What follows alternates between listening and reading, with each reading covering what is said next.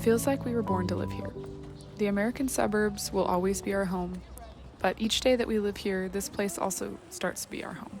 The first few weeks were full of stress and rushing around as we commuted every day into the city to meet with realtors, visit city offices, and chase down the correct documents required to get services for Alethea. I'm not gonna lie, being a foreigner in a homogenous society is not easy.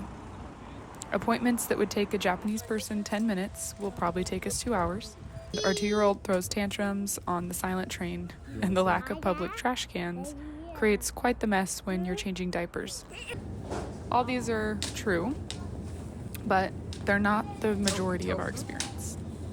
We won't let our love for this nation be dimmed by the stress of cross-cultural living. Nope. We choose to celebrate every little victory and every new friend. In many ways, we've had quite a unique entry experience.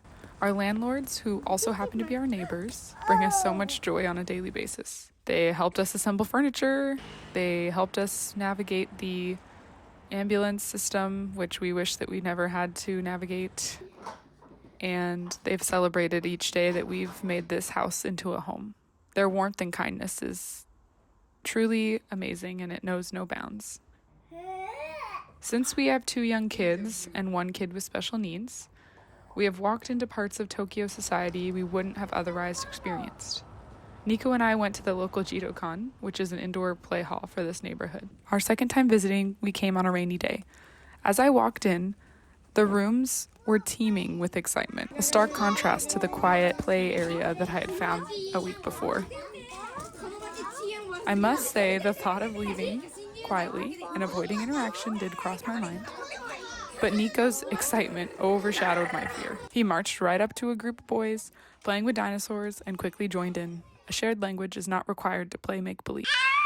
There's so much that we can learn from him, as I feel like a toddler in many ways. Since my language study is just beginning, most of my conversations end with me apologizing for my lack of words in Japanese and pointing to something to get my point across. I've heard it said that you can lose your identity in your new culture if you're not careful. And I see that now. As we observe others in this bustling city, there are so many social rules that are simply caught, not taught. From knowing when to bow, when to use honorifics, when to use a last name and when to use a first name, when to walk left and when to walk right. And then there's the Tokyo norms of walking everywhere in a hurry, eyes fixed on the pavement, earbuds firmly in place, blocking out any unplanned interactions, avoiding any form of eye contact. At some point, I arrived at this conclusion. It's important to be respectful, learn the language, of course, greet others humbly, and try our best not to disturb those we walk by.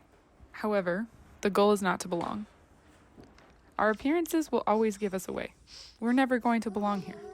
Instead of using all our energy to blend in, we should use it to show kindness to those around us, putting their needs above ours and extending grace upon grace.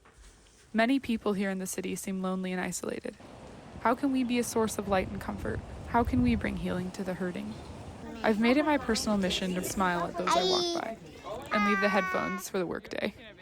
I'm sure that next month I'll have different conclusions, but this month I'm just focusing on smiling at those around me. It's amazing the things that I would miss if I was looking down at the pavement, listening to a podcast, trying to avoid eye contact.